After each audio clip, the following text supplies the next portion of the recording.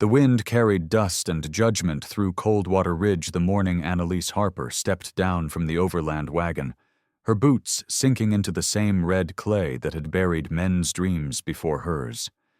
She held a tin lunchbox against her chest, as though it might still contain the life she had once known. Her husband's hammer, a scrap of cloth from their cabin, the faint smell of yeast that clung to memory more than bread. The town, half boards and half gossip, paused to watch her pass the mercantile.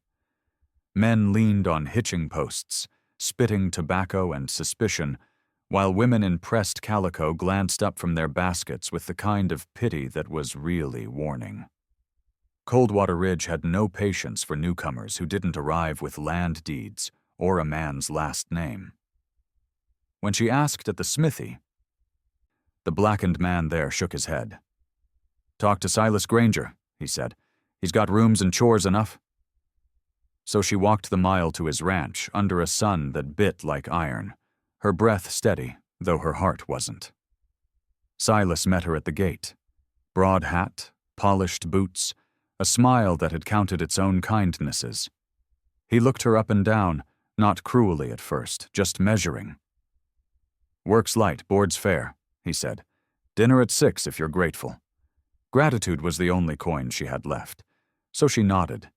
Inside, the house smelled of whiskey and old wallpaper. The floorboards moaned like something tired of secrets. She scrubbed, mended, and set bread to rise, though it wasn't her grain to use. At dusk he watched her from the doorway, thumb resting against his belt buckle, voice low. "Widow, aren't you?" She froze, cloth dripping suds. "Yes, sir." He smiled without warmth. "Then you know the worth of company." She said nothing, only wrung the rag until her knuckles burned white. By nightfall she bedded down in the barn beside the horses, the lunchbox tucked beneath her shawl. Wind slithered through the boards, carrying faraway laughter from town. Someone playing a fiddle, maybe, or just the sound of people who hadn't yet run out of belonging. Annalise turned her face into her sleeve and whispered the same prayer she'd whispered every night since the river took her husband. "Lord, teach me how to earn the days I'm given." Morning came sharp and gold, and she rose before the rooster. When Silas entered the yard, she greeted him first, hoping the right words might keep the wrong ones away. He looked at her a long moment before handing her a bucket. "Water the stock," he said, "and don't spill." She did as told. By midday he was nowhere to be seen. By sunset the bread had baked golden, its scent softening even her ribs. She left a slice on the porch for him as a piece she didn't owe. When darkness pooled behind the hills, she ate the crusts alone, the lunchbox open beside her, and tried not to think about the eyes that would look through her come morning. For now, she had work, and for one quiet hour before sleep, that was almost enough. The next morning cracked open bright and brittle, sunlight glinting off tin roofs like judgment itself, and Annalise felt every stare before she saw a single face. Coldwater Ridge had a way of knowing who didn't belong, and she could almost hear the rumors being stitched together behind lace curtains as she carried Silas Granger's freshly baked loaf through the main street towards the store. He had sent her there to fetch sugar and thank the clerk properly, words that tasted strange enough to make her uneasy. And when she reached the porch, she saw him already inside. Boots planted wide, voice too loud for the quiet shop. He spoke her name like a coin he was about to spend. "There she is. The one who thought my table came with other favors." Laughter rippled through the room, rough and nervous. A woman covered her child's ears. But not before curiosity had done its damage. Annalise froze, the loaf trembling in her hands, its steam curling up like smoke from something burning. Silas stepped closer, letting everyone smell the whiskey on his breath. "Told her she could earn her keep," he said. but seems she thought that meant more than chores. The clerk looked down. Sheriff Hale shifted his jaw and turned toward the window, as if daylight might clean what decency wouldn't. Annalise tried to speak, just a single word to push the lie back, but her throat refused, and instead the loaf slipped, falling to the dusty floor and scattering crumbs like proof of sin. Silas smirked. "Guess that's what charity gets a man." Somewhere behind the counter, a boy of maybe 10 knelt and began gathering the crumbs, silent tears darkening the dirt beneath them. That small act, the only kindness offered, broke whatever strength she had left. She crouched beside him, helping, hands shaking so badly the tin lunchbox slipped from under her arm and clanged against the floorboards. The sound silenced even the laughter. It echoed once, like a bell calling judgment finished. Annalise picked up the box, brushed off the dust, and stood without looking at anyone. Her voice came steady, low, almost tender. "You can keep the bread, Mr. Granger. Seems you need it more." Then she walked past the sheriff, past the clerk, past every pair of eyes that had chosen fear over fairness. Outside, the noon sun hit her face with the cruelty of applause. Someone muttered that she should be ashamed. Another whispered that maybe she already was. Annalise didn't answer. She crossed the street, boots crunching through the shards of her own dignity, and kept walking until the town shrank behind her. At the edge of the ridge, she stopped only once, opened the lunchbox, and found one slice left, the last from yesterday's batch. She broke it in half, set one piece on the milestone for the boy who had helped her, and tucked the other away for whatever waited beyond the pines. The wind carried the smell of the mountains. Pine sap, cold stone, maybe mercy. And though her hands trembled, her steps didn't falter. By the time Coldwater Ridge vanished from view, she had stopped thinking of shame as something given and started thinking of hunger as something she could still survive. By dusk, the road had thinned to little more than a scar across the mountainside, and Annalise Harper walked it as though the world had ended behind her. The tin lunchbox knocked lightly against her hip, an empty metronome for the rhythm of her breath, while snow began to fall in slow, deliberate flakes that carried neither comfort nor malice. Just the indifference of a land that remembered everyone and forgave no one. Each step sank deeper, the hem of her skirt stiff with frost. When she stumbled on a root and caught herself against a fallen pine, she laughed once, a sharp sound that startled even her. Somewhere above the tree line, a crow cried, the only witness to a woman who refused to lie down. She followed a thread of smoke rising through the dusk until it vanished into a stand of firs. And then she saw it, a small cabin wedged between boulders, its chimney breathing slow, human warmth into the dying light. Fear came first. Coldwater Ridge's stories of Jonas Cutter, the hermit who had buried a brother and maybe a few more besides. But hunger came second, and hunger always won. She climbed the last slope on shaking legs, knocked once, and nearly collapsed. The door opened without haste. A man filled the frame, taller than she'd imagined, beard touched with silver, eyes the color of storm water. For a moment, neither spoke. The wind did it for them, whistling between their silence. Then he stepped aside. "You'll freeze out there." His voice carried no question, only fact. Inside, the cabin smelled of pine pitch and something faintly sweet. Molasses, maybe, or memory. Tools hung in perfect order, boots lined near the hearth. A rifle rested above a mantel carved with initials she couldn't read.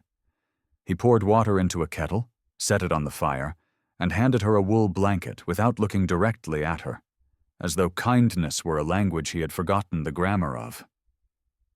She thanked him, voice rasped thin, and noticed a single loaf of coarse bread cooling on the table beside a wooden plate. When she hesitated, he said, "Eat. It's yesterday's." She tore a small piece, the crust crackling like dry leaves, and for a heartbeat the taste erased everything, the laughter, the dust, the shame. She tried to offer him the other half. He shook his head. "Had my share." The words sounded rehearsed from years of loneliness. While the storm built outside, she studied his hands, scarred, strong, careful, and the way he kept glancing at the lunchbox as though it were a story he half remembered. Finally he asked, "How far do you walk?" "Far enough," she said, pulling the blanket tighter. He nodded once, nothing more, and stirred the kettle. They spoke no further that night. When sleep took her near the fire, she dreamt of bread rising in an oven, and of a man she didn't know placing it before her without pride or pity. Somewhere in that dream, the mountain stopped being something that kept people apart and became, for the first time, a place that might keep her safe. Morning crept into the cabin like an apology the mountain hadn't learned how to say. Thin light traced the grain of the walls, revealing that the man who had saved Annalise kept his world as orderly as a prayer carved in wood. Jonas Cutter was already outside splitting logs, each swing measured and final, the sound echoing through the frost like a heartbeat too proud to quit. Annalise rose quietly, her joints stiff, and folded the blanket she'd used, though he hadn't asked her to. The kettle on the hearth still steamed from dawn, and beside it lay the heel of the bread she'd left untouched the night before. She warmed it, cutting the crust in two, meaning to return half to its maker, but when Jonas stepped back inside, he only nodded toward the plate. "Eat. You'll need the strength." His tone was blunt. Yet the words carried care disguised as command. Outside, smoke from the chimney curled low, drifting toward the valley. To her it looked like rumor escaping, carrying her new secret, the place she'd run to, down into Coldwater Ridge where Silas Granger's tongue waited. As she worked beside Jonas, sweeping, mending a torn sleeve, scrubbing soot from the stovepipe, the rhythm of labor steadied her. Silence between them wasn't cruel. It was clean. But every now and then she caught him watching her hands, not with desire, but with the ache of recognition, as if her stubbornness reminded him of someone he had buried. At midday, he spoke first. "You plan to go back?" The question struck like wind through an open door. "There's nothing left for me there." He grunted, half agreement, half warning. "There's always something, good or bad." "Mountains can't hide you forever." She wanted to tell him that hiding wasn't the plan, surviving was, but her throat closed around the words. Instead she asked, "You live alone?" He split another log before answering. "Used to be two of us. My brother drowned last winter crossing the South River." The axe halted mid-air. He stared at its blade as though it still held water. Annalise saw a tremor in the man's steadiness, a grief that hadn't thinned with time. She understood that kind of weight. So she did the only thing that didn't feel like trespass. She placed her half of bread on the stump beside him and walked back inside. Later, as dusk pressed its blue palms against the window, Jonas entered carrying a small bundle, her lunchbox. "Found this outside the porch," he said. "Wind might have taken it." She took it carefully, surprised by how gently he had cleaned the dents from its lid. When their fingers brushed, warmth flickered through the cold cabin like a match struck only once. Neither mentioned it. Instead, he ladled stew into 2 wooden bowls, one carved with a name nearly worn away. They ate in silence while the fire murmured. For the first time since she'd fled the town, Annalise didn't feel watched. She felt witnessed. Outside, smoke drifted higher into the night, curling over the ridge like a whisper that had changed its story. By the time the valley wind carried Jonas Cutter's chimney smoke down to Coldwater Ridge, the town had already found a new appetite for cruelty. At the Mercantile, Silas Granger leaned against a barrel of molasses, telling anyone who'd listen that the widow Harper ran off to live in sin with the Ridge Devil. He poured his story thick, said he'd taken her in out of pity, that she'd repaid him with betrayal, and every retelling sweetened his own virtue. Sheriff Hale heard it first as gossip, then as complaint, then as truth by sheer repetition. In a place where talk echoed louder than conscience, nobody questioned what traveled fastest. Only young Daniel, sweeping the store porch, muttered that he'd seen Silas grab the widow's arm before she fled. "You best hush, boy," the sheriff said, though his voice lacked the weight of authority and sounded more like regret. By nightfall, lanterns flickered in windows as women whispered prayers that men pretended to ignore, and the mountain glow on the horizon looked, to their fearful eyes, like hellfire instead of hearthlight. Up on that ridge, Annalise felt none of it. She was kneeling by a riverbank washing soot from Jonas's work shirts while he repaired a broken fence post nearby. The water bit cold enough to numb her hands, but she welcomed the sting.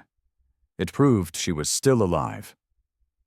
"You don't owe me chores," Jonas called over his shoulder. "I'm not paying board," she answered, half smiling. He didn't argue. Some debts didn't need numbers. When the sky turned pewter, he joined her, dropping an armful of kindling at her feet. "Storm's coming?" She nodded, noticing the way he scanned the horizon, as if expecting more than weather. In his silence, she heard worry, though he'd never confessed to it. That evening, while they mended traps by firelight, Jonas's dog, an old brindled thing named Ash, lifted its head and growled towards the dark. "Wolf?" Annalise asked. "Men," he replied, and the word landed heavy. She moved closer to the hearth, the lunchbox on her lap trembling from the tremor in her hands. Outside, hoofbeats flared and faded. Perhaps nothing. Perhaps scouts from town. Jonas watched the door until quiet returned, then poured her the last of the stew. "They won't climb this high," he said, though his eyes betrayed doubt. She tried to thank him, but he cut her off softly. "Eat. If fear's coming, it shouldn't find you hungry." Down below, Silas told the sheriff he'd seen her shadow near his fields, swore she was stealing grain to feed her mountain lover. Hale wrote the words, though he didn't believe them, ink bleeding like guilt across the page. Daniel followed him out afterward and whispered, "Sir, if he's lying, someone's got to tell her side." The sheriff sighed, looking toward the ridge. "Son, truth's a hard thing to climb." Back at the cabin, Annalise stared into the flames until they blurred, seeing the reflection of a world she couldn't return to and a man who might soon pay for helping her. When Jonas rose to stoke the fire, she reached out on instinct and caught his wrist. "If they come," she said, "I'll go back down." He looked at her, steady, tired, unafraid. "If they come," he answered, "they'll meet me first." The wind pressed against the shutters like breath against a door, carrying faint echoes of a rumor that no longer belonged to the valley. It belonged to the mountain now. The storm broke at dawn, flinging sleet against the cabin as though the mountain itself were warning them to stay inside. Yet Jonas Cutter's eyes kept sliding to the window, to the tree line where mist moved wrong. Too steady, too human. Annalise sensed it before he spoke. Fear has a sound, small and sharp, like the snap of a branch under boots. He loaded his rifle with the care of a man doing penance, each click echoing through the timber room. "How many?" she asked. "Enough to call it a crowd," he murmured. Down in the valley, Silas Granger had gathered 4 ranch hands and the sheriff under the lie of justice, claiming he wanted only to bring back a lost woman. Hale rode with them out of duty, Daniel trailing behind without permission, the boy's conscience louder than his horse's hooves. The path narrowed as they climbed. Fog smothered talk, leaving only the sound of iron shoes and regret. At the cabin, Jonas banked the fire and motioned Annalise toward the back room. "Hide," he said. "You'll do no such thing," she answered, the tremor in her voice thinner than courage but truer. "They came for both of us." He almost smiled, that rare flicker of warmth beneath the beard. "Then we'll meet them honest." When the first knock landed, it wasn't a request, it was ownership. Jonas opened the door to find Silas grinning through wet brim and false pity. "Morning, neighbor," he said. "Heard you've been harboring a runaway." Jonas leaned on the jamb, rifle resting easy in his hands. "Ain't harboring, just feeding the hungry." Behind Silas, the sheriff shifted, uneasy. "Jonas," he said quietly, "let's keep this peaceable." "That depends who wants the fight," Jonas replied. Annalise stepped into view then, shawl drawn tight, hair damp but eyes clear. "If you came to fetch me, you're too late," she said. "I left shame down there with you." Laughter rippled from Silas's men, but it cracked under the weight of her steadiness. Silas's jaw twitched. "You owe me wages, and an apology." "You had your pay," Jonas cut in. "You took her name." Silence. Snow hissed on the hearthstone between them. For a moment it seemed the mountain itself waited to see which man would blink first. Then Daniel spoke from behind the sheriff. "Sir," he said, voice breaking, "Mr. Granger lied." Hale turned. The boy's hands shook, but his words didn't. "She never did what he said. I saw him grab her. He's the one—" The rest vanished beneath Silas's shout. But the damage was done. The sheriff lowered his hand toward his holster and then, slowly, toward his hat instead. "We're leaving," he said. Silas spun on him, but the law's eyes were tired and final. "Enough's enough." One by one the riders turned their horses. Only Silas lingered, rage boiling without witness. "You'll regret this, Cutter," he spat. Jonas stepped forward, close enough for breath to frost between them. "Already regretted worse." Silas backed away, boots sinking into snow that no longer felt steady, and when he was gone, the mountain exhaled, long and low. Inside, Jonas set the rifle down, his hands trembling not from fear but relief.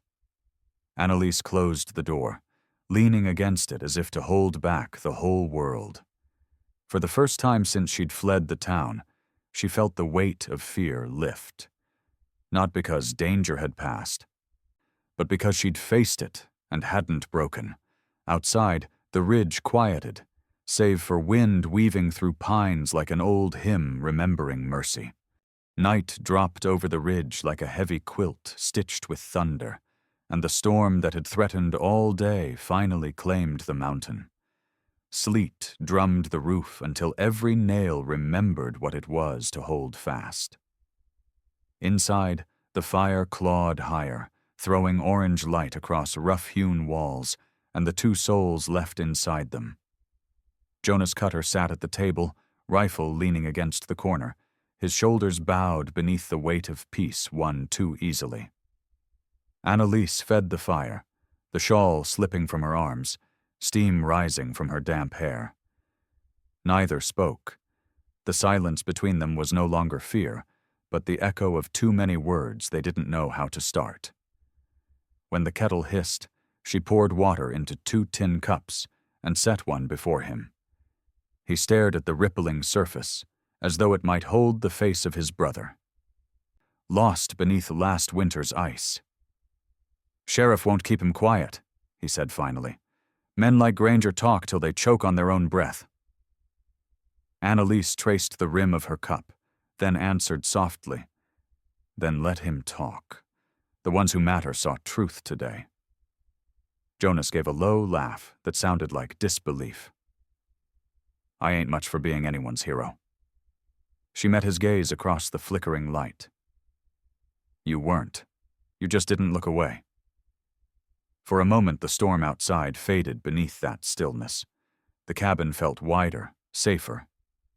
He reached for another log, and when his sleeve rode up, she saw the scars circling his wrist. Thin white rings like frozen rope. He caught her stare, eyes darkening. River took him, he said. My brother. I froze, watched the current drag him under. Could have jumped, maybe. Didn't. His breath hitched once, then steadied. That's the truth they whisper about up here. Annalise set her cup down carefully. You saved me. He shook his head. Maybe trying to make up the difference. She moved closer to the hearth, hands open to its heat. When I was down there, they told me your name like it was a curse. Now I think they just needed someone else to fear. Outside, wind clawed at the shutters. Inside, forgiveness cracked open like ice under spring water. Jonas looked at the lunchbox resting on the shelf where he'd placed it earlier. Didn't mean to touch what's yours, he said. It's empty, she replied. He stood, took it down, and set it on the table between them. I cleaned it, figured it could hold something again. He opened the lid, dropped a piece of the bread he'd baked that morning inside, then closed it gently. Now it ain't empty. Annalise blinked against the sting in her eyes. Hunger of any kind, body or soul, was a language she understood, and this gesture spoke it fluently. The fire cracked, sending sparks upward like scattered prayers. She reached across the table, not for his hand, but for the lunchbox, resting her palm over it. Maybe we both stop letting ghosts decide what's worth feeding. He nodded once, the smallest smile breaking through the beard. Outside, the storm began to slow, the sleet turning to soft snow that hissed against the chimney. For the first time since the valley, Annalise felt full, not of food, but of quiet, steady warmth that asked nothing back. The ridge, for a single heartbeat, forgot to be cruel. Morning came white and wordless, the ridge draped in a hush so deep it felt like forgiveness made visible. Smoke curled from the chimney in slow ribbons that twisted into sunlight. Below, the valley shimmered beneath fresh snow, all trace of hoofprints and anger buried for now. Annalise stepped outside first, her boots sinking soundlessly, breath rising like incense. The world smelled clean, pine sap, ash, bread warming again on the hearth. Jonas joined her at the door, coat open, hair still damp from washing. Neither spoke. They didn't need to. The silence between them had changed shape. No longer an emptiness, but a space where peace could live. Down the slope, a single rider moved against the glare. Jonas stiffened until the horse drew close enough to show the battered badge on its saddlebag. Sheriff Hale reined in, hat in hand, face drawn by guilt more than weather. I didn't come for trouble, he said, voice rough. I came for truth. He told them the town had split overnight, half believing Silas, half tired of him. Daniel's confession had spread, and Abigail from the boarding house had opened her door to anyone ashamed of staying silent. Still, the sheriff added, the man's pride runs deep. He's talking of warrants, says the widow stole his silver. Jonas smiled without humor. Let him climb. Mountain'll cure his lies. Hale looked between them, something softer in his eyes. Folks remember who fed him in a storm. You two stay put. I'll see that talk freezes before it catches.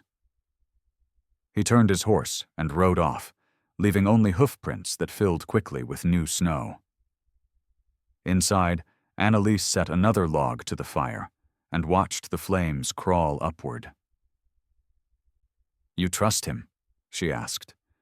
Jonas shrugged. Man's learning the difference between law and justice. Takes time? She nodded, staring at her hands, at the faint flour lines from kneading dough. They'll still whisper. He poured her coffee, the steam curling like ghosts refusing to leave. Let 'em. Whispers die where echoes answer louder. Outside, crows picked at the last of the storm's debris. Somewhere water dripped from melting eaves, a rhythm soft and patient. Annalise walked to the shelf where her tin lunchbox rested, now carrying the single piece of bread Jonas had placed there. She opened it, breathed in the faint scent of warmth and smoke, and smiled. It wasn't food anymore. It was proof that kindness had weight enough to fill what shame had emptied. Jonas watched her, expression unreadable. "You ever think of going back down?" he asked. "Sometimes," she said. "Then I remember the way they looked at me." He poked at the fire, embers flaring gold. Not all of them looked away. She knew he meant the boy, the sheriff, maybe others, but part of her knew he also meant himself. Outside, snow slid from the roof in a slow, sighing sheet, thudding into the drift below like a page turning. For the first time, the mountain felt less like exile and more like promise. Annalise glanced toward the valley and whispered, "They'll forget the lies eventually." Jonas shook his head. "No, but they'll remember who told them." The words settled between them, heavy and true. When she smiled this time, it reached her eyes. The ridge answered with silence again, not empty, but echoing. An endless, quiet affirmation that the worst had passed, and something gentler had taken its place. By early spring, the ridge began to breathe again, snow surrendering in thin silver streams that ran laughing down toward the valley, carrying with them every secret the mountain had kept. Grass pressed through the melt, stubborn as faith, and the air smelled of thawed earth and change. Jonas Cutter mended his fences while Annalise Harper gathered the first wild herbs, their quiet work fitting together like threads in a single, patient task. The lunchbox sat on the windowsill, lid open, catching light. Sometimes she dropped a crust of bread inside as though feeding the memory of everything that had kept her alive. But peace is never the end of a story in Coldwater Ridge, just a pause before new noise. One afternoon, Jonas spotted riders on the lower trail, 5 dark shapes against the meltwater glint. "They're coming from town," he said, and the calm that had settled over the cabin cracked like thin ice. Annalise shaded her eyes. The sunlight burned bright off metal. "Sheriff?" "Maybe," Jonas murmured, though the word carried no faith. By dusk, a single rider reached the porch. It was Daniel, dust-choked and older somehow, the boy turned messenger. "Sheriff Hale's in jail," he blurted, "and Silas runs the place now. Folks too scared to stand up. Said he'd finish what he started." Jonas's jaw worked, muscle ticking. "He won't climb alone." The boy handed Annalise a folded scrap. Abigail's writing, trembling but firm. "Truth needs witnesses." Annalise read it twice, then looked at Jonas. "We have to go back." He shook his head. "The valley never forgave me." "Then let it try," she said, voice steady. Outside, the ridge moaned with thaw, the mountain shedding its weight. He looked at her, the woman who'd come for work and built a world instead, and found he couldn't argue with the way conviction looked on her face. That night they packed little: bread, coffee, the cleaned lunchbox. Before dawn, they saddled his old mare, Ash trailing behind, the mountain mist parting to let them through. The path down was slick, each turn a memory. At the halfway ridge, Jonas stopped, staring toward the town lights flickering below like fireflies trapped in a jar. "You don't owe them anything," he said. "Neither do you," she answered, but we both owe ourselves the truth." He nodded once, resigned, and they rode the last miles in silence, broken only by the river's roar. By noon, they reached the outskirts where the air smelled of wet earth and gun oil. A poster flapped on the store wall. "Wanted, Cutter and Harper for theft and harboring of stolen silver." The absurdity almost drew a laugh from Jonas. "Guess we're famous," he muttered. Annalise studied the ink until her hands stopped shaking. "Then let them see us." She straightened her shawl, lifted her chin, and stepped into the street. Townsfolk stopped what they were doing. Hammer paused mid-nail, broom frozen mid-sweep. The hum of gossip began again, low and hungry, but she didn't flinch. Jonas walked beside her, unarmed. For the first time, neither looked like someone who owed an explanation. At the far end of the street, the church bell tolled noon. The sound rolled across the square like a summons neither of them intended to ignore. The valley had come back for them, but this time they were ready to meet it head-on. The bell still echoed when Silas Granger stepped from the sheriff's office, coat half-buttoned, arrogance fitting him better than the badge he'd stolen from the cell wall. The square froze. Even the wind seemed to hold its breath as Jonas Cutter and Annalise Harper walked forward through the hush. She carried the tin lunchbox in both hands, its metal polished bright enough to catch every accusing stare. "You've got nerve coming back," Silas sneered, his voice slick with the confidence of a man who mistook noise for power. "Theft, lies, indecency, whole town's heard it." "A whole town's heard you," Annalise answered, tone quiet but sharp enough to cut the distance between them. Murmurs rose like a tide, uncertain which shore to choose. Jonas's eyes swept the crowd, faces he'd once called neighbors, now masks of fear and curiosity. He saw Daniel near the livery, hat clutched in white knuckles, saw Abigail standing on the boarding house steps, lips tight around truth she'd carried too long. "Let's end it plain," Jonas said. "You accused her of stealing silver. Show it." Silas laughed, reached into his pocket, and pulled out a tarnished spoon. "Found this up the ridge." "You found it where you threw it," Abigail called, her voice clear as glass. "I saw you drop it when you left town last week." Heads turned. Doubt crept in like dawn through shutters. Silas's grin faltered. "Old woman's lying." Daniel stepped forward, trembling but loud enough. "She ain't. You said you'd pay me to say I saw 'em together. I didn't take it." The confession hung heavy, heavier than any bullet. Silas grabbed the boy by the collar, rage flushing through whiskey breath and cowardice. Jonas moved before thought, wrenching Silas's hand away, the motion quick, clean, decisive. "Touch him again," he said softly, "and you'll meet the man you keep pretending I am." The crowd inhaled as one. No one exhaled. Sheriff Hale, bruised but free, someone had slipped him the keys, stepped from the jail doorway. "That's enough." He held a folded sheet. Silas's own confession, pried from frightened ranch hands overnight. "Law's back where it belongs." He turned to the townspeople. "She came for work, not for shame, and this man gave her both." Hale nodded toward Jonas. "And when the rest of us looked away, he didn't." Silence broke. Boots shifted, hats lowered. Silas lunged once more, desperate, but the sheriff caught him by the arm and marched him toward the cell he'd decorated for others. No one offered help. When the door slammed, the sound felt like weather changing. Annalise stood in the center of the square, trembling not from fear but release. She set the lunchbox on the well's edge and opened it.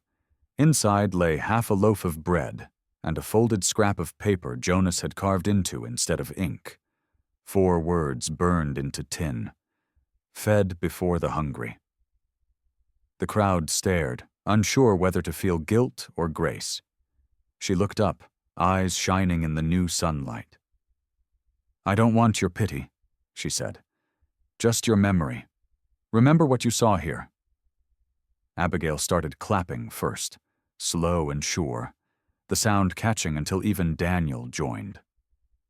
Jonas stepped beside Annalise, neither smiling nor bowing, only standing steady while the town relearned silence. When the bell tolled again, it no longer sounded like judgment. It sounded like a heartbeat restarting after a long winter. Evening settled over Coldwater Ridge, softer than anyone remembered, sunlight washing the square in gold instead of dust. The jail's shadow fell long across the road where Silas Granger's name would fade quicker than the tracks of the wagon that carried him east for trial. Life, cautious but curious, returned to its corners.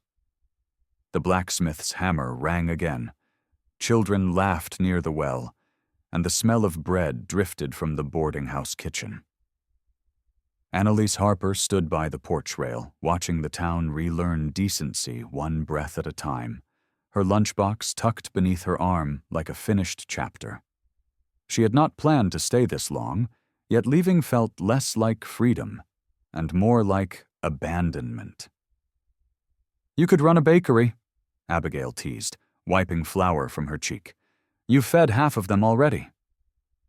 Annalise smiled faintly. I only know how to make one loaf, and it never lasts. Abigail nodded, seeing the weight beneath the words. Across the street, Jonas Cutter tied his horse, shoulders squared as if waiting for judgment that no longer existed. When he crossed to her, conversation hushed, not from fear this time, but from respect, the kind that moves slower than rumor but endures longer. You leaving today? He asked. Maybe tomorrow. Ridge'll miss you. Mountains don't miss, people do. She met his eyes, steady, the air between them clearer than any confession. You'll go back? She asked. For a while, he said. Plenty to mend. He hesitated, then pulled something from his coat pocket, the carved wooden bowl that had once belonged to his brother. This was his, kept it empty too long. He pressed it into her hands, rough palms gentler than words. Every man's got to give something back when he's done taking. Annalise traced the grain, feeling the years carved into it. Then I'll fill it, she said quietly, for whoever comes hungry next. He smiled, an honest, small thing, like sunlight breaking through fog, and stepped back. Around them, the town resumed its hum, wary peace turning ordinary again. Daniel ran past with a bundle of bread crusts for the strays. The sheriff tipped his hat. Someone began tuning a fiddle inside the saloon. Life, as always, refused to pause long for heroes. Jonas mounted his horse, pausing at the edge of the square. You ever need a place higher than shame can climb? He called. You know the way. She nodded, unable to answer. When he rode out, the mountain light caught the curve of his back, turning him to silhouette before the ridge swallowed him. Annalise looked down at the bowl and the lunchbox beside it, the two halves of a single story, one born of guilt, the other of grace. She set both on the porch rail, side by side, and sat watching the sky burn down to embers. The same people who had once laughed at her now bought flour from her hands, whispered thanks they couldn't shape aloud. She didn't need their words. Forgiveness, she'd learned, was less a gift and more a practice, something you needed every day until it rose again. When darkness finally took the ridge, she closed the lunchbox, slipped the bowl inside, and felt its weight. Light, but enough to remind her that burdens carried together became bread for someone else. Spring came gentle this time, the kind that crept into the valley without ceremony, just green where snow had been, and birds returning as if nothing cruel had ever happened. Annalise Harper rose before sunrise each morning to bake, her small shop at the edge of Coldwater Ridge, breathing the scent of yeast and cedar smoke into streets once filled with rumor. She worked in quiet rhythm, Flour, water, salt, forgiveness. The tin lunchbox sat open on the windowsill, catching dawn light, and beside it rested the wooden bowl Jonas Cutter had given her. No longer empty, but filled each day with small loaves she gave to anyone who asked, and some who didn't. People still whispered her name, but now they did it softly, like a prayer half remembered. Children ran errands for her, men tipped hats instead of questions, and Abigail swore the bread tasted like peace. On Sundays, Annalise carried a few loaves up the trail toward the ridge. The climb had grown easier. Fear had long since melted from those stones. At the halfway bend, she always stopped where the pines parted wide enough to see the cabin roof below. Some mornings a thin plume of smoke rose there, steady and sure, and she'd smile knowing Jonas was still alive, still mending what the world broke. Once, she found a note wedged beneath a flat stone on the trail, written in blunt, careful script. The bowl's working. She kept it folded inside the lunchbox, like proof that redemption could write back. That spring the river ran high, and travelers passed through the valley hungry from flood and loss. Annalise fed them all. She never asked names. She only said, "Take what you need, leave what you can." Some left coins, some stories, some tears. One afternoon, Daniel arrived with a wagon of flour paid for by townsfolk who remembered the day the bell changed its sound. "They said it's for the woman who taught 'em decency ain't free," he told her, grinning shyly. She laughed, wiping flour on her apron. "Tell 'em they're wrong. It's worth exactly a loaf." When he rode away, she packed 2 loaves in the lunchbox and started up the mountain path again. The air smelled of rain, the sky low and silver. Near the cabin clearing she paused, hearing the dog bark once, that same deep note of recognition. Jonas stepped from the doorway, older maybe, but steady, a man who'd learned to live with quiet instead of running from it. They didn't speak much. Didn't need to. She handed him the lunchbox. He opened it, found the bread wrapped in cloth and the note she'd tucked inside. For when ghosts get hungry. He smiled, the kind that belonged more to the soul than the mouth, and placed the loaf on the table beside another he'd baked that morning. 2 loaves side by side, her forgiveness and his faith, steam rising together until the cabin smelled like the world starting over. Outside, rain began to fall, soft and unthreatening, and through its sound she heard the river, alive again, carrying away the last of winter's lies. As evening settled, Jonas carved new words into the bowl's rim with a steady hand. Fed before the hungry, loved before the lonely. Annalise traced the letters once, memorizing their feel, then turned toward the window where the valley stretched below, green and gold. "We're all just bread in someone else's oven," she said quietly. And he nodded. The fire burned low, steady, certain. Outside, the mountain kept watch while 2 lives, once broken, now risen, finally rested warm against the night. She only wanted a job. He only meant to help. But somewhere between hunger and kindness, both were fed in ways they didn't expect. If you saw her hand him that bread, would you have taken it too? Please like, share, and subscribe to support more true-hearted stories on Stories Left Behind.